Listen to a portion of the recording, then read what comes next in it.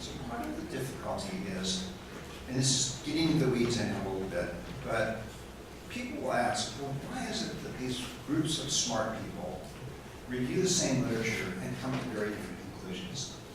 And the answer is, it depends on what studies were included in the meta-analysis. And I know for a lot of people that's really way down in the weeds. But meta-analyses, like studies, have inclusion and exclusion criteria.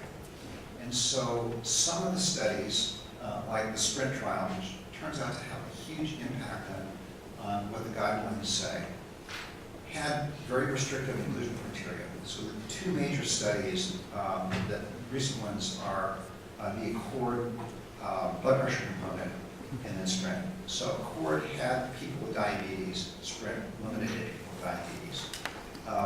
SPRINT also excluded people who had orthostatic hypotension, excluded a lot of other people, and so a very significant portion of the people that you might care for in your practices would have been excluded from SPRINT. Where some of the other studies were much more inclusive. So when you do the meta-analysis, it makes a big difference which studies were included or excluded in that group. So some of the meta-analyses show that there's a very systematic relationship between blood pressure reduction and outcomes. And others don't. We had a little bit of problem with conversion from MAC to PC, so I think I'll just get this one.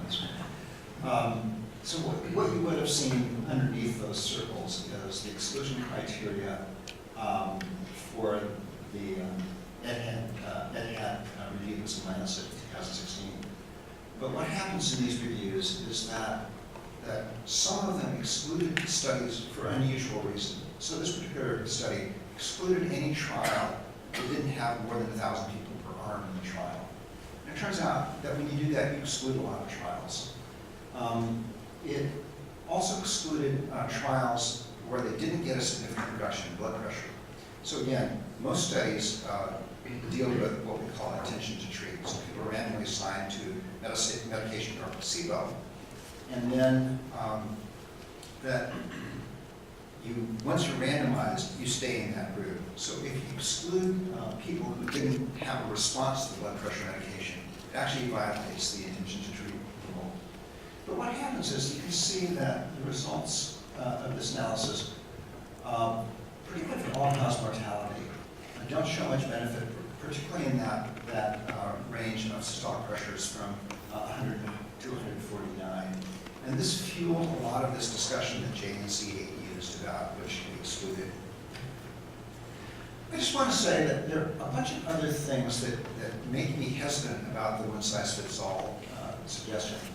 These data come from one of our Tahoe fellows, now a colleague of mine at Stanford, Michelle. She's been looking for the last few years at a finding that we actually first reported when I was in CSD years ago from the Rancho Bernardo study.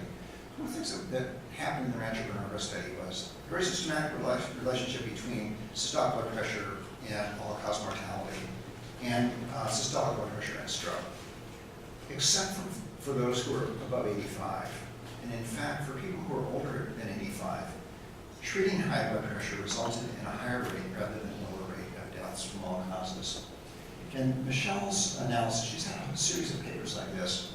What this shows is she looks at people's ability to walk or to ambulate. And so she has slow walkers, people who are unable to walk. Data come from the NHANES study, and then people who can walk at a reasonable speed. So over on the left, you see what happens with blood pressure treatment for people who are unable to walk in the walking test in NHANES. And there's, with all kinds of adjustment, there's harm in almost all categories, suggesting that there might be something where people who are unable to ambulate, and by the way, this is representative of a lot of people in nursing homes. If you go back and look at the trials, by the way, the inclusion and exclusion criteria and analyses, how many trials include people in nursing homes? Well, zero. Zero. And so that Michelle now has applied to the NIH for a grant to actually study blood pressure regulation for people in nursing homes. But I think it does raise this significant question about, well, is one size fits all the right way to go? So, can I just understand that point? If you're in a nursing home or in home care and unable to ambulate, is it don't treat blood pressure at all, or don't treat it below such and such?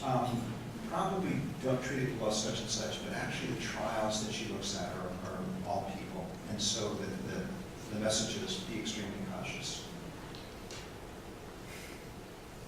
And you know, the point I was trying to make is there are circumstances where one size fits all can get you much trouble. And then this is another one from my colleague, Sanjay Basu at Stanford, who just looks at aggregating the Accord trial and the Sprint trial, and then just looking at what do the benefits look like for people who have GFRs greater than 60 and less than 60. And although for those that have GFRs less than 60, it looks like there's harm, but it's not statistically significant. But it does raise this issue, and in Sprint, there were a significant number of people who had whose creatinine went up as a function of participation in the trial. So, sort of moving on, and won't go into much detail on this. Overall, cost effectiveness of implementation of these guidelines still looks very good. And it's been analyzed again by Michelle and her colleagues. It looks quite promising, and I don't think we'll go on because I'm running a little bit late. But I just wanted to raise, you know, again, for the purpose of discussion, I just wanted to raise a couple of other issues. This shows, going back to the original Framingham study, so this goes back to the first publication actually that came out in about 1960. I always sort of tease my epidemiologist friends because when the Framingham results were published in 1960, which was a long time ago, it was coming up in about 60 years, that we pretty much knew what the risk factors for coronary disease are. So when you go to meetings of epidemiologists, there's a lot of debate about, you know, around the edges, you know, is it the ratio of total to HDL, is the ratio of total to LDL. But in fact, most of what we knew was known back in 1960. And one of the things that came out relatively early on was that if you look at the proportion of the population who develops heart disease versus those who don't, by baseline serum cholesterol levels, these curves actually very much overlap. But there is an area where there is much higher risk, and it's right out here.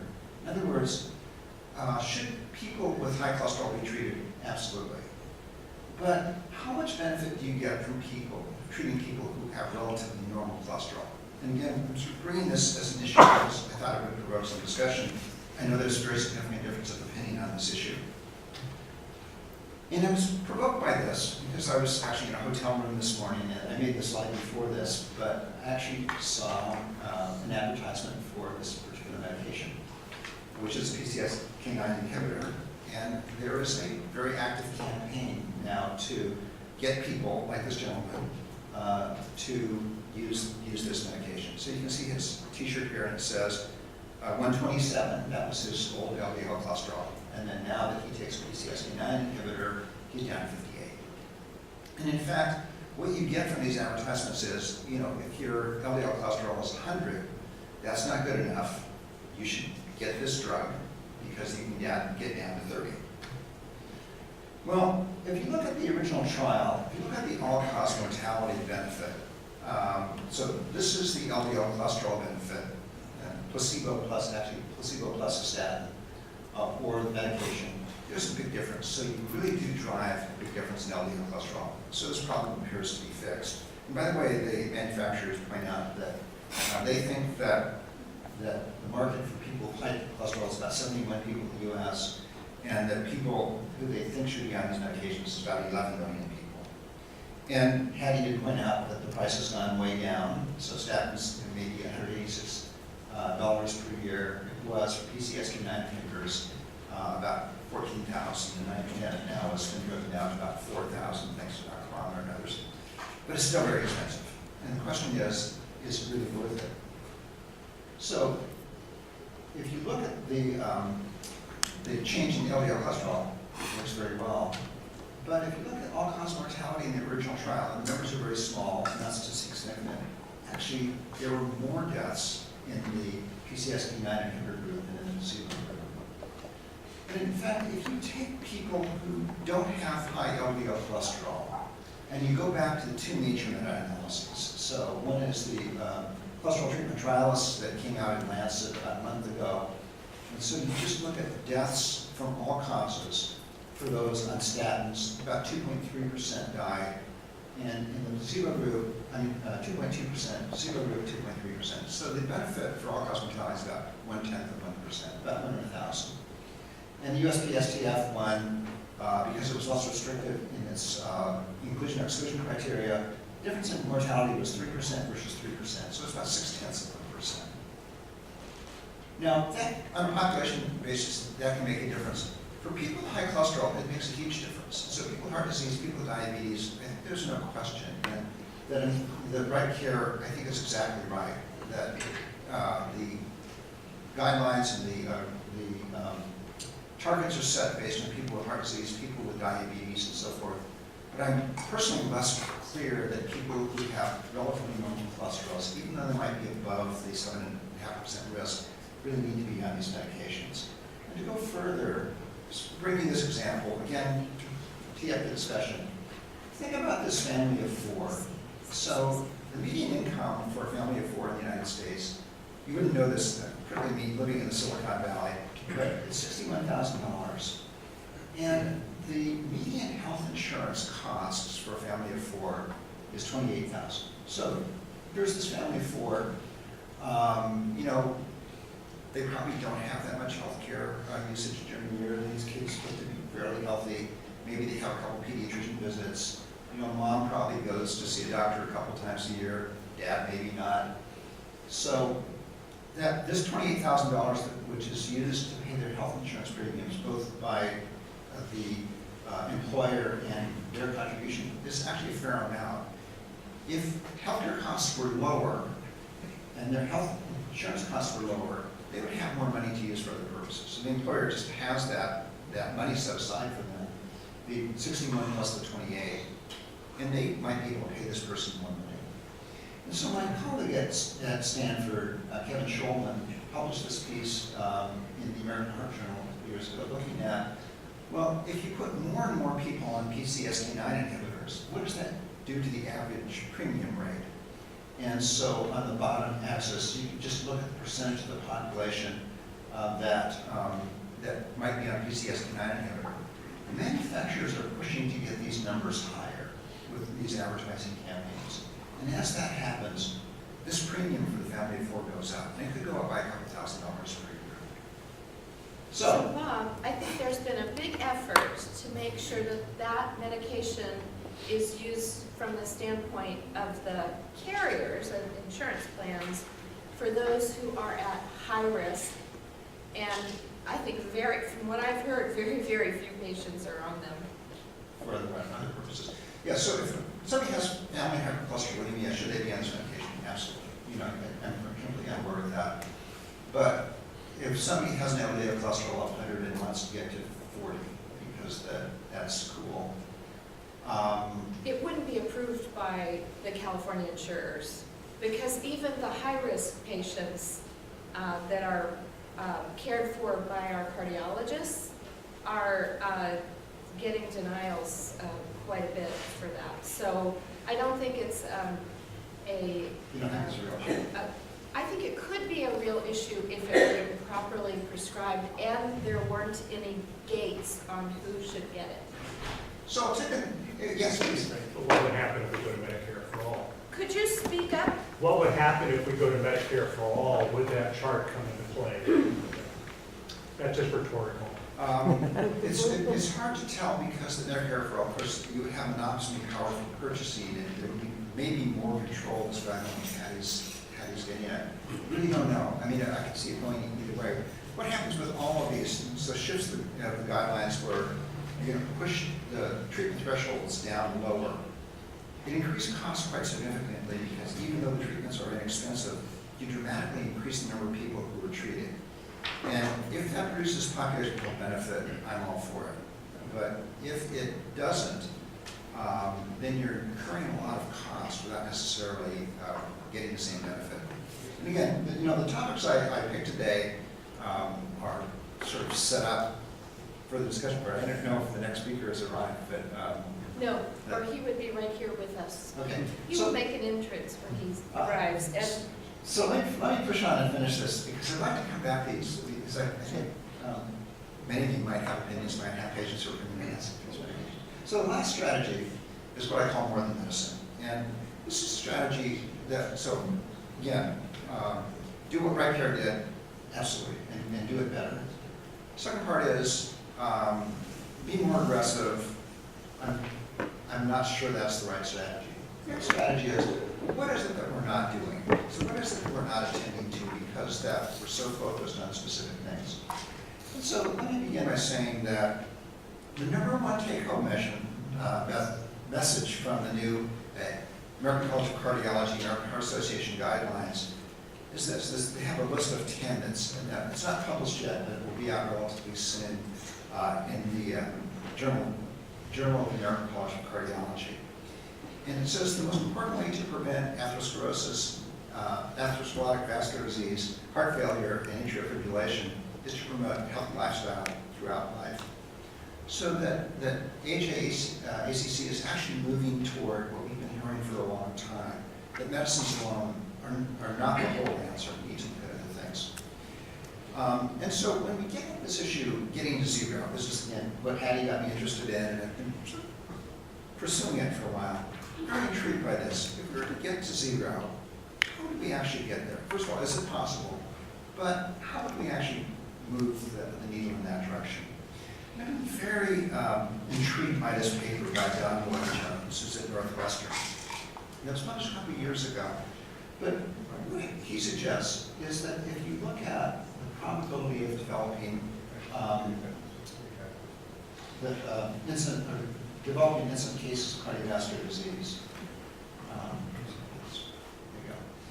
And if you look at that as a function of the number of risk factors people have at age 50, it turns out that if you get to age 50 without having established risk factors, can't get the pointer to work. But if you look at the bottom dotted line, if you get to age 50 without risk factors, you probably will never die of cardiovascular disease. It's really quite a stunning finding. And then the more risk factors you have by age 50, the higher the probability is. So again, number of risk factors that have accumulated by age 50 really means a lot in terms of eventual probability of dying of cardiovascular disease. And so if you look at, well, what predicts outcome, it turns out that there's a combination of things. So the number of risk factors makes a difference on one axis, and then the number of ideal health behaviors on the other axis makes a big difference. So both of these contribute almost equally to the probability of early death from cardiovascular disease. So one of the questions is, well, do we start with risk factors? And again, kids are born predisposed to these risk factors. We know that. But in fact, if you look at age 10, it's remarkable. So very few kids have these risk factors early in life. Some do. Some kids have general heart problems and so forth. But in fact, if you look at people who are poor, intermediate, and ideal, these are kids, then fair number of them are smoking relatively early in life. Body mass is increasing, physical inactivity. Healthy diet is actually rare among young people. Total cholesterol tends to be low, blood pressure tends to be low, and diabetes tends to be low. So the argument is, we don't start this way. We just need to keep people in these low-risk categories. Similarly, if you look at what AHA now calls the simple 7, and you look at the number of these health behaviors that people have, it's a combination of health behaviors and risk factors. If you look on the left side, these are all adults.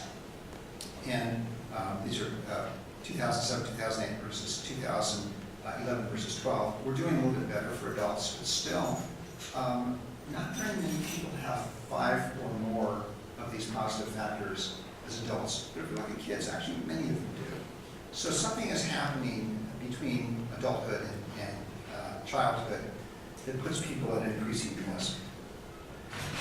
Abby asked me to put a slide in on physical activity. This is the latest meta-analysis I showed. It's actually kind of interesting. So what this shows is the increasing risk with the number of hours a day people spend sitting. And so if you look at the top part, that if people are sitting,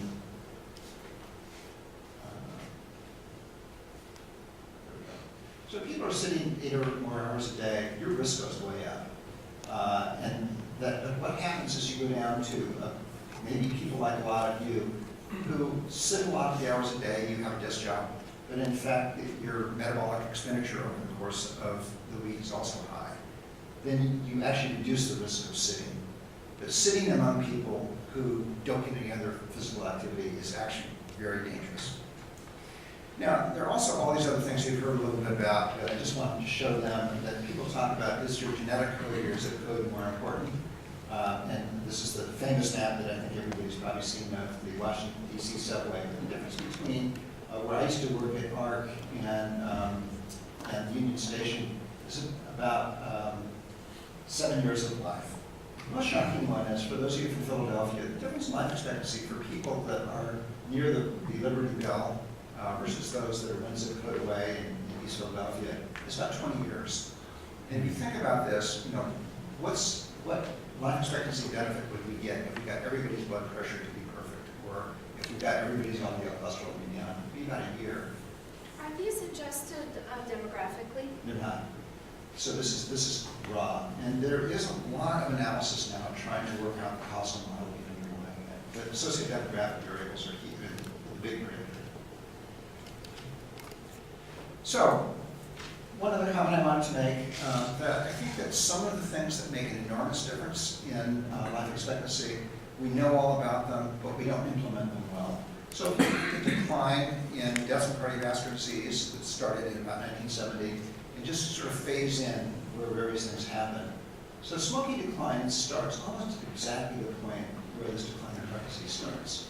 Blood pressure control, you know, the HDFP large clinical trial was published in 1979. Actually, the rollout of better blood pressure control lagged behind that. Statin use really got its upswing well into the 1990s.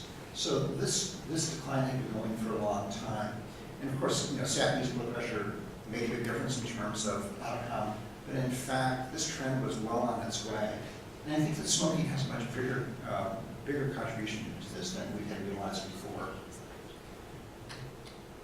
So I think Dr. Figueroa is here, so I'll just try to wrap this up by saying that it's on air pollution, which I think is very important. Don't hurry. I think that the Honorable Richard Figueroa will enjoy seeing this data as well. Well, I'll just say that there are a variety of other factors which come into light, which I think are increasingly important, and the evidence for them is really moving along very quickly. So one of them is particulate matter in the air, which seems to have a substantial correlation with deaths from cardiovascular disease and morbidity from cardiovascular disease. And there's more and more work being done on this, and I find it increasingly persuasive, including a lot of work that's been done on firefighters from my former colleague Linda Rosenstock at UCLA. And so I'll just mention this. So probably the strongest correlate of life expectancy is completely outside the healthcare system. It's actually a number of years of education completed. And I've done this work with George Howard, who's a stroke epidemiologist at University of Birmingham in Alabama. So what we did in this study is we have a cohort of about 33,000 people that are followed prospectively. And if you look at the probability of early death, as death within the follow-up period, 7 years in the study, if you look at just the crude rate, the probability of early death, when you're back, is about almost 3 times as high for people who have less than a high school education than those who are college graduates. Anyway, the differential life expectancy between someone with less than a high school education and someone with a graduate degree is about 12 years. So again, the max you might expect from eliminating cancer is maybe 2 years. I mean, it's a huge differential, much larger than we're used to in medicine and public health. And then we just adjust it for all these things. Adjust for demographic variables, it attenuates it, doesn't make it go away. Adjust for income, it attenuates it, doesn't make it go away. Risk factors is every biological risk factor. So we had all the CHG risk factors, all kinds of cancer risk factors and so forth. Adjust for those, so let's make it go away. And then if you adjust for cigarette smoking and a variety of behaviors, it attenuates it, but it still leaves this very systematic gradient relationship. So back to this family of 4.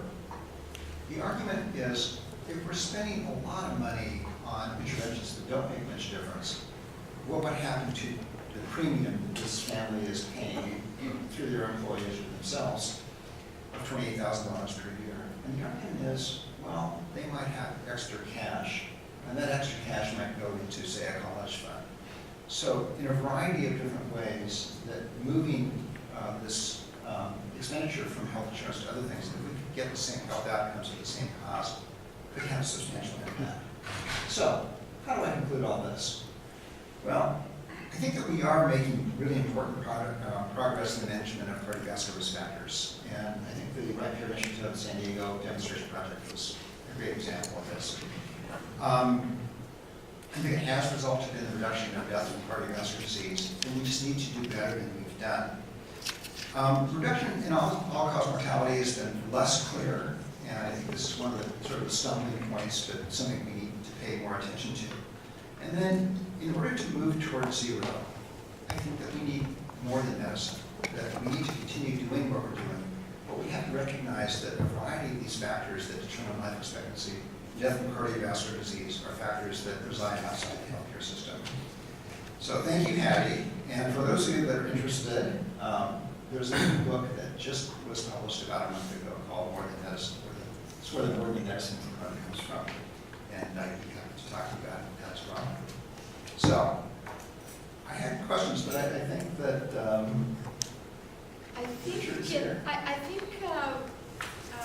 Richard, are you going to be with us for a full hour now?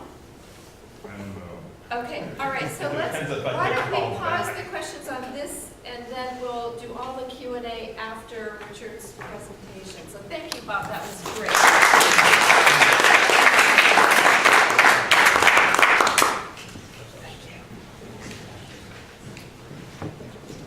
So thank you very much, and we do have a lot of questions to ask of you, so don't go far. You have introduced a somewhat provocative topic, and I think that it would be great to discuss the nuances of that. I'm delighted for our next speaker to introduce Richard Figueroa, who is actually currently the Deputy Cabinet Secretary in the Office of the Governor, working on health, human services, and veterans issues.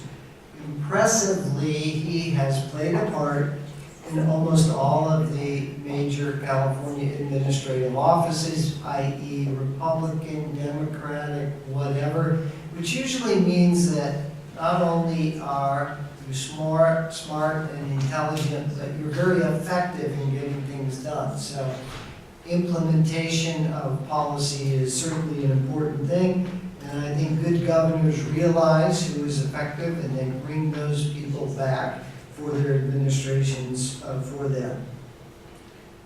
Interestingly, he also did his undergraduate schoolwork at UC Davis and received his MBA from UCLA. He literally has a long and distinguished career in shaping healthcare reform environment in the state of California. For that, we significantly appreciate his taking time from his busy schedule to get here today to talk to us about some of the new healthcare issues and directions that the current administration would like to take. Thank you.